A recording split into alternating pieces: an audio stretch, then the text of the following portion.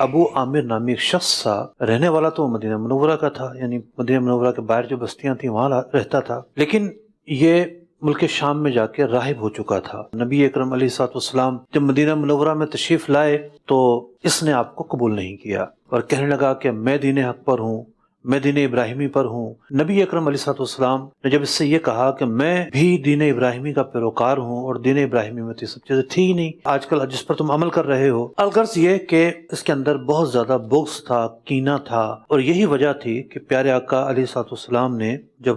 احد کی لڑائی ہوئی، اس کے بعد دیگر لڑائیاں ہوتی ہیں، یہاں تک کہ غزوہ حنین تک کفار سے جتنے بھی مارکے ہوتے رہے یہ کفار کے ساتھ جا کے شریک ہوتا رہا، اور پھر جو ہے یہ ملک شام بھاگ گیا۔ وہاں سے اس نے اپنے قبیلے والوں کو پیغام بھیجا کہ تمہارے پاس جو بھی ساز و سامان، قیمتی مال، پیسہ، اسباب جو موجود ہیں اسے صرف کرو اور ایک مسجد بناؤ۔ یعنی اب اس نے جب یہ دیکھ لیا کہ اسلام کا جو مقابلہ ہے وہ لڑائی سے نہیں ہو رہا، مسلمان ہر جگہ غلبہ پا لیتے ہیں، جب غزوہ حنین ہوا وہاں بھی مسلمان جیت گئے، دیگر غزوات میں مسلمان جیتتے چلے جا رہے ہیں، تو اب اس نے ایک نظریاتی محاذ کھولنے کی کوشش کی کہ اب مسلمانوں کے اندر جو ہے ایک نظریاتی طریقے سے انہیں کاٹا جائے، انہیں توڑا جائے اور ان کے اندر فساد برپا کیا جائے۔ تو اس نے یہ کہا کہ جناب ایک مسجد بنائی جائے، قبیلے کے لوگوں نے مسجد بنا لی اور کہا کہ اس کا افتتاح رسول اکرم علیہ الصلوۃ والسلام ہی سے کرواؤ۔ پلاننگ یہ تھی کہ یہ بھی ایک مسجد ہوگی، اس میں جو لوگ آئیں گے ہم ان لوگوں کو اپنے فریب میں داخل کریں گے، اپنے نظریات کے قریب لے کر آئیں گے اور ان کے ایمان سے کھیلیں گے، ان کے اعمال سے کھیلیں گے اور انہیں پکا مسلمان نہیں رہنے دیں گے، اپنے ہی ساتھ ملا لیں گے۔ اس کے لیے انہوں نے ایک مسجد بنانا چاہی، مسجد بنا لی، بارگاہ رسالت میں اس کے قبیلے کے لوگ حاضر ہوئے، عرض کرتے ہیں کہ اے اللہ کے رسول ہم نے یہ مسجد بنائی ہے اور ان اردنا الا الحسنی، بڑی اچھی ہماری نیتیں ہیں۔ قرآن ان کے الفاظوں کو بیان کر رہا ہے کہ انہوں نے آ کے یہ الفاظ کہے، ہم نے تو بڑی نیک نیتی کے ساتھ اچھے انداز میں اچھی نیت کرتے ہوئے مسجد بنائی ہے۔ اللہ تعالیٰ فرماتا ہے واللہ یشہد انہم لکاذبون، اللہ گواہی دیتا ہے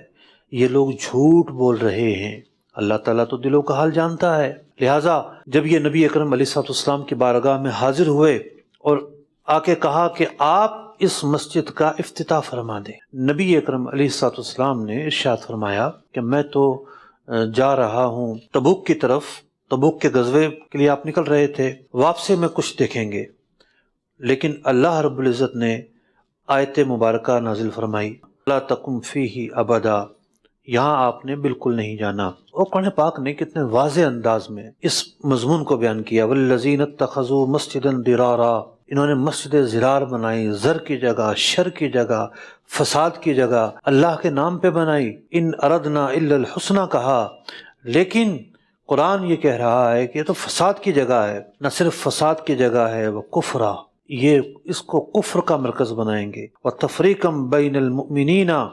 اور مسلمانوں میں تفریق پیدا کریں گے، وَإِرْصَادًا لِمَنْ حَارَبَ اللَّهَ وَرَسُولَهُ مِنْ قَبْلُ، اور اصل میں تو یہ اس گروہ کی معاونت چاہتے ہیں کہ جو اللہ اور اس کے رسول کے دشمن ہیں۔ کوئی ایسا مرکز ہے، کوئی ایسا ٹھکانہ ہے، کوئی ایسی جگہ ہے کہ جہاں سے شر پھیلتا ہے۔ ہمارے ملک کا جو قانون ہے، یہ قانون یہ کہتا ہے کہ جناب ایک قادیانی کو اپنی عبادت گاہ اس انداز پر بنانے کی اجازت نہیں ہے کہ جس انداز پر مسلمانوں کی مسجد ہوتی ہے۔ وہ میناریں نہیں بنا سکتا، کلمہ استعمال نہیں کر سکتا، وہ آیات استعمال نہیں کر سکتا، تاکہ یہ نہ ہو کہ دھوکے میں جا کے مسلمان وہاں چلا جائے نماز پڑھنے۔ وہ جگہ فساد کی جگہ ہے، وہاں تو کنورٹ کرنے کی کوشش کرتے ہیں، مرتد بنانے کی کوشش کرتے ہیں۔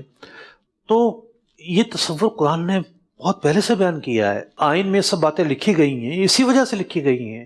کہ یہ فلسفہ قرآن نے بیان کیا ہوا ہے کہ ہر عبادت کی جگہ اللہ کا گھر نہیں ہوتی، ہر عبادت کی جگہ تقوی کا مقام نہیں ہوتی۔ کچھ عبادت کی جگہ وہ ہوتی ہیں جو شر کی جگہ ہوتی ہیں، ان کا نام کچھ بھی رکھ دیا جائے، جو فساد کی جگہ ہوتی ہیں، جو خرابی کی جگہ ہوتی ہیں، ایک مسلمان کو وہاں سے بچنا ضروری ہے۔ یہ جو آیت مبارکہ ہیں ہمیں یہ بتا رہی ہے کہ شکاری کے وار کس کس انداز کے ہوتے ہیں۔ مسجد بنانا چاہتے تھے اور اس مسجد میں بیٹھ کے کفر پھیلانا چاہتے تھے، اللہ رب العزت نے فرما دیا مسجد ضرار ہے یہ۔